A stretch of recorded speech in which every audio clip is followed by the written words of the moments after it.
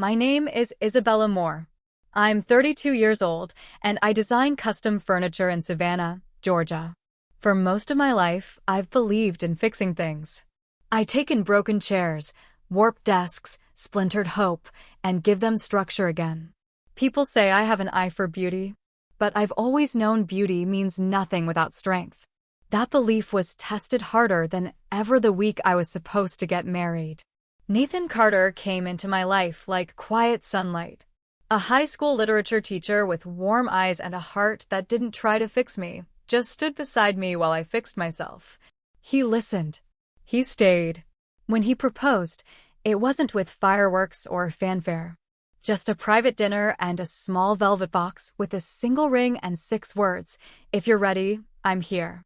I said yes through tears. Not because I doubted, but because deep down, I feared what my family would do. They had a talent for turning joy into rot. My mother, Lorraine, always said I was too much. Too serious, too sensitive, too proud. She saved her soft voice and sweet smiles for my sister, Sabrina, the golden one. The one who could scream and slam doors, fail college classes, and still be called brilliant. The one who once dyed my prom dress black as a prank and was rewarded with a shopping trip for being creative. I kept telling myself they'd behave for the wedding. That maybe, for once, they'd let me have something pure. But 1 week before the ceremony, it started. I was at my workshop, sanding down the frame of a 1920s vanity for a client when my phone buzzed. It was a message from my friend Chloe.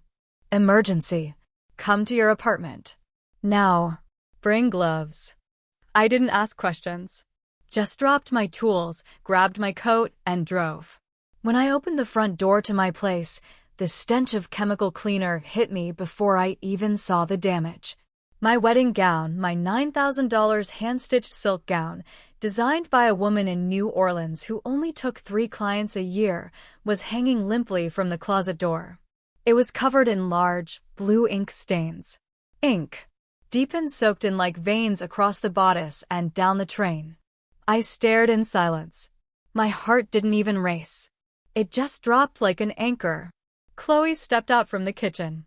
She was pale. "I found it like this." The cap from one of your fountain pens was jammed into the fabric. Someone pressed down hard, repeatedly. I walked toward it slowly. The ink had dried, not splattered. Pressed.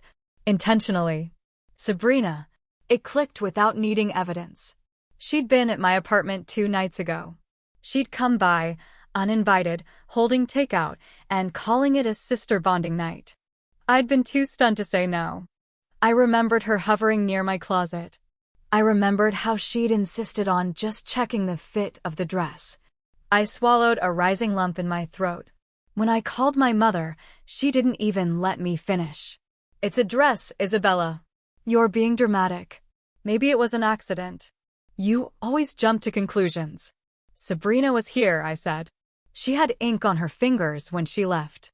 "She's your sister," Lorraine snapped. "You've always resented her. Maybe this is your way of pushing her out of the wedding." That hit like a slap. I ended the call. Chloe stood beside me, fists clenched. "You need to cut them off. Now. Today." But I didn't. I told myself I had no proof. That maybe, just maybe, it really was an accident. Maybe Sabrina didn't understand how ink reacts with silk. Maybe Lorraine didn't realize how cold she sounded. I sent the dress to a textile expert I knew in Atlanta. He didn't promise a full restoration, but said he'd try. I spent the next few days pretending I was okay. I kept working. I smiled at bridal fittings. I avoided my mother's texts and Sabrina's emoji-filled DMs about "can't wait for your big day." Inside, I felt like the floor beneath me had started to rot. I just didn't know yet how deep it went. The dress came back from Atlanta 3 days before the wedding. The expert had done what he could. The ink stains were lighter, but not gone. The ivory silk now carried faint blue scars, like ghost veins whispering secrets. It was still beautiful, but no longer bridal. Not for me.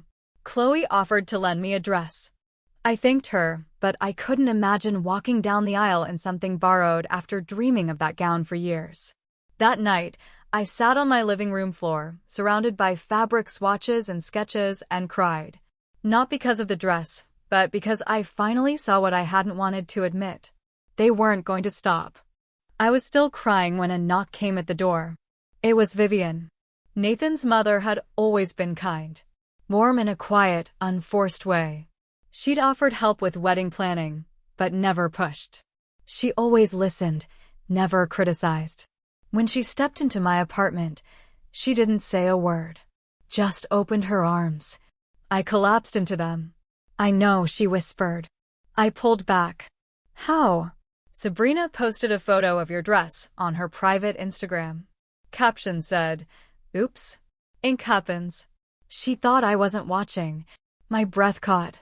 She made a joke out of it? Vivian nodded. "But you're not wearing that. I have something else, if you're willing." She left, then returned the next morning with a garment bag and a story. It was her grandmother's wedding dress, an heirloom from 1935. Handmade lace, satin lining, hand-beaded bodice. Preserved and passed down, never worn after Vivian herself. She had 2 sons, no daughters. She'd always hoped to gift it to a woman strong enough to deserve it. I hesitated. "I'm not family yet." She smiled. "You will be." I took the dress into my bedroom and unzipped the bag. It was breathtaking. Antique ivory, soft to the touch. Heavy, but not stiff. I touched the lace and felt something shift inside me like a wall softening, just enough to let some light through. That night, I placed it gently on the padded form I used for dress displays. I planned to try it on in the morning. I fell asleep with a rare sense of peace. It didn't last. When I woke up, the apartment smelled off. Burned. I ran into the living room, heart in my throat, and stopped cold. The dress was on the floor. The bodice had been ripped straight down the center. Beads scattered like broken glass. The lace was torn and burned at the hem, blackened as if someone had taken a lighter to it. I screamed. Not out of fear, but rage. Someone had broken in. My locks were intact, but the fire escape window was slightly ajar. The chain was clipped. Clean cut. Police arrived within 20 minutes. They dusted for prints. Found some partials, smudged with glove residue. They asked if anyone might have reason to sabotage me. I gave them a name. Sabrina. And, for the first time, I didn't try to cushion it. I didn't say maybe or I think. I told them everything. The ink. The Instagram post. Her past behavior. The way my mother always made excuses. They took notes. Promised to follow up. But I knew by now that justice didn't knock. You had to drag it through the door yourself. That night, Nathan offered to postpone the wedding. "We can wait. We don't have to force this." I shook my head. If we wait, they win. And I've had enough of losing. He nodded. Didn't press. Just held my hand and stayed. I didn't sleep that night.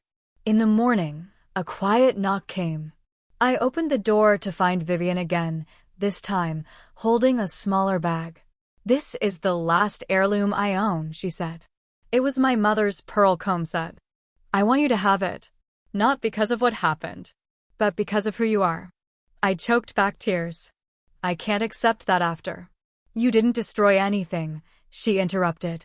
"They did. And they won't destroy you." That was the moment I decided. I would walk down that aisle no matter what. Even if I had to do it in a thrift store dress. Even if they were watching. Even if I had to walk alone.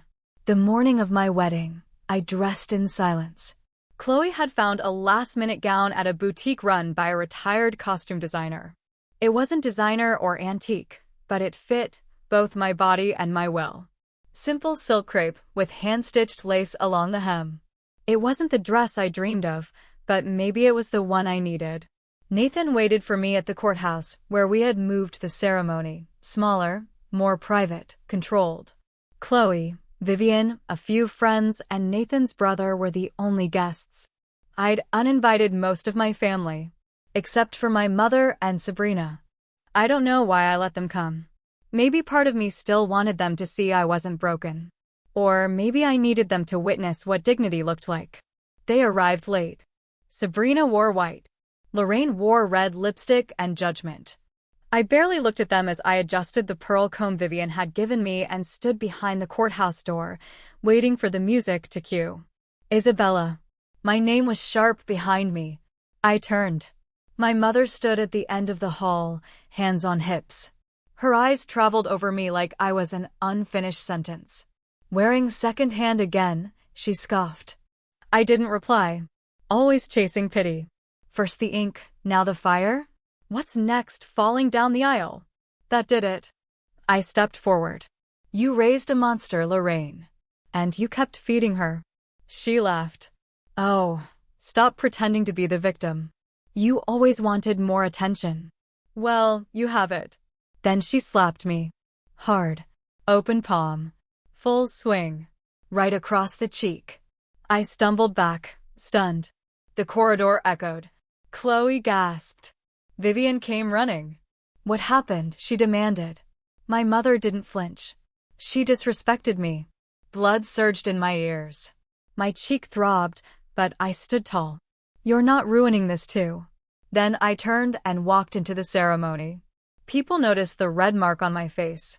Nathan's jaw clenched when he saw it. But he didn't ask. He just took my hand and pulled me gently toward the officiant. I said my vows with salt on my tongue and steel in my spine. Sabrina left before the ceremony ended. Lorraine stayed long enough to glare through the family photos and mutter about overreacting. Vivian placed a hand on my back and whispered, "We'll take care of this." I didn't know what she meant yet, but I would soon. 2 days after the wedding, I filed the police reports. One for the vandalism and destruction of property, naming Sabrina. One for the assault, naming Lorraine. The officer at the station raised an eyebrow. You sure you want to go through with this? It's family. I looked him straight in the eye. That's exactly why I have to. It took weeks. Investigations. Statements. Evidence gathering. Chloe provided a sworn account of the dress damage. Vivian submitted the photos and the burnt lace. My face, still slightly bruised from the slap, became evidence in an assault case. And Sabrina? The fingerprint smudges on the fire escape window matched her gloves found in her car, along with a bottle of lighter fluid. She didn't even try to deny it. Her lawyer tried to argue stress. Jealousy. Sibling rivalry taken too far. The judge didn't care. She was sentenced to 3 months in county jail for felony property destruction. Lorraine? She pled not guilty. Claimed I provoked her. But a courthouse security camera caught the slap. Her trial was short. She received a suspended sentence and mandatory anger management classes. Neither of them apologized. Neither of them spoke to me again. That silence became a gift. I went back to my apartment. Packed away the scraps of the destroyed heirloom gown in a velvet box. Folded up the thrifted wedding dress and gave it away. Then I sat with Vivian at her kitchen table one evening as she poured tea and looked at me carefully. You're not going back to that marketing firm, are you? No, I said. She smiled. Good. I didn't think so. She placed a small binder on the table. Inside, sketches, notes, old business plans, and a lease listing for a storefront in Savannah. What's this? I asked. Something I started years ago. A bridal boutique. I never had time, but I do now, and I'd like to do it with you. I blinked. Me? You're resilient. Creative. You know pain. And you know how to turn it into something beautiful. We called it Second Bloom Bridal. It wasn't just a boutique. It was a sanctuary. Every gown we sold came with a story tag, worn with courage, stitched with grace, heeled in lace. We placed the ruined heirloom dress in a glass case at the front, not hidden in shame, but displayed like armor. A symbol of survival. People came. Survivors. Fighters. Women with bruised pasts and unbreakable hope. Brides who'd walked through fire. Girls escaping families like mine. And every time I helped one find her dress, I felt something heal inside me. Second Bloom Bridal wasn't just a store. It was a movement. The shop became a beacon for women who needed to reclaim their worth. We designed everything ourselves, gowns that represented more than just a wedding day. They were memories of strength, courage, and survival. And the best part? We didn't just help women find a dress.